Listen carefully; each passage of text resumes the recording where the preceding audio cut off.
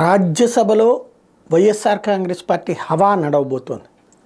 వాస్తవంగా ప్రతిపక్షం, ప్రధాన పక్షం, ఎన్డీఏ, యూపీఏ ఈ రెండు ఇప్పుడు ఆటోమేటిక్గా ఎవరి పని వాళ్ళు చేసుకుంటుంటాయి. వాళ్ళ మొత్తాన్ని కలిపి లెక్కేసుకుంటారు. క్రిందసారి 10 సంవత్సరాలు అంటే ఈ 9.5 ఏళ్ల క్రితం అధికారంలోకి వచ్చినటువంటి భారతీయ జనతా పార్టీ ఇంకో 2-3 నెలల్లో ఇక 5 ఏళ్ళు అయిపోతుంది అనుకోండి, 10 ఏళ్ళు అయిపోతుంది. ఆ లెక్కను చూసుకున్నప్పుడు ఈ 10 సంవత్సరాల్లో కూడా రాజ్యసభలో ఎన్డీఏకి పూర్తి బలం రాలా. ఒకవేళ రేపు అధికారంలోకి మళ్ళీ బీజేపీ వచ్చినా కూడా పూర్తి బలం రాదు.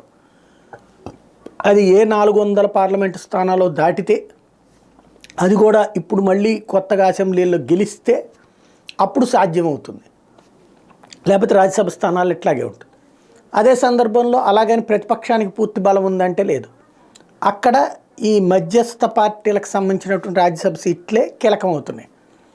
అది ఎన్ని ఎక్కువ సీట్లు ఉంటే అంత హవా వాళ్ళకి అక్కడ అధికారంలో ఉన్న పార్టీ అయినా గౌరవిస్తుంది, విపక్షంలో ఉన్న పార్టీ అయినా గౌరవిస్తుంది. వీళ్ళు ఎటు ఉంటే అటుకి సాధారణంగా అధికార పక్షానికే అవసరం బిల్లులప్పుడు. రాజ్యసభలో అడ్డుకోవడానికి ప్రతిపక్షానికి ఛాయిస్ ఉంది రాజ్యసభలోనే, కాబట్టి వాళ్ళు గౌరవిస్తారు. ఇప్పుడు ఆ లెక్కన 11 పార్లమెంటు స్థానాలు వీళ్ళకు ఉండబోతున్నాయి వైఎస్ఆర్ కాంగ్రెస్ పార్టీ వాళ్ళకి. అంటే రేపటి ఎన్నికల తర్వాత ఇప్పుడు మళ్ళీ 2026 దాకా 11 ఖచ్చితంగా వైసీపీకే ఉంటాయి. రేపటి ఎన్నికల్లో వైసీపీ మళ్ళీ గెలిస్తే ఆటోమేటిక్గా అది కంటిన్యూ అవుతుంది. అంటే ఆ సీట్లను బట్టి, సంఖ్యను బట్టి. ఇప్పుడు క్రిందసారి 150 వచ్చినాయి కాబట్టి తెలుగుదేశానికి క్రమంగా సీట్లు అసలు పోటీ చేయడానికి ఓట్లకే లేకుండా పోతుంది. మినిమం 40 ఓట్లు కావాల్సి వచ్చిన చోట లేకపోవడం బట్టి ఒక్క రాజ్యసభ సీటు కూడా రావట్లేదు. ఇప్పుడు నెక్స్ట్ ఎలక్షన్స్లో కనుక మళ్ళీ వైసీపీ గెలిచి ఇదే సీట్లు సాధిస్తే ఇక మళ్ళీ 2029 దాకా కూడా తెలుగుదేశం పార్టీకి రాజ్యసభ ఛాయిసే ఉండదు.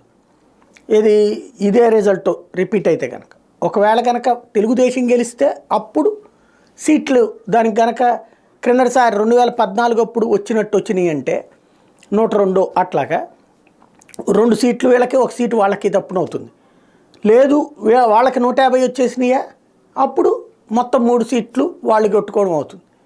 కాకపోతే 2026 దాకా అయితే తెలుగుదేశానికి ఒకటే ఉండదు. 2029 దాకా వైఎస్ఆర్ కాంగ్రెస్ పార్టీకి ఈ సీట్ల సంఖ్య 11 అనేటువంటిది ఓ రకంగా ఫెచ్చింగ్.